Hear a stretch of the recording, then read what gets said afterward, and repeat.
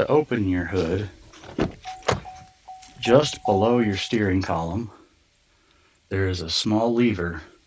Just pull forward and it'll initially pop the hood. Then on the front of your hood, you'll need to slightly raise up. It won't open, so right inside to the left of the crease, you'll feel a small lever. Pull it to the right, and then you'll be able to lift the hood up. This is the lever that is hidden underneath of the hood.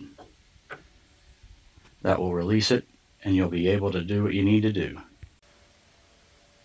To check your brake fluid, the container is slightly hidden behind your coolant reservoir and just under where you're going to find a lid right here. Now, it's hard to show with the camera, but this ledge is usually the full mark, but there are markings further back here that I'm not sure if I can point out. There are markings further back that show the full and low marks. But a good rule of thumb is about the seam on the tank. That's about where the mid-level is supposed to be. You'll notice as your brake pads wear down, that your fluid will also go down, being the pistons will fill with fluid as they are moving closer and closer to the rotor. This is normal and doesn't mean that you have a leak.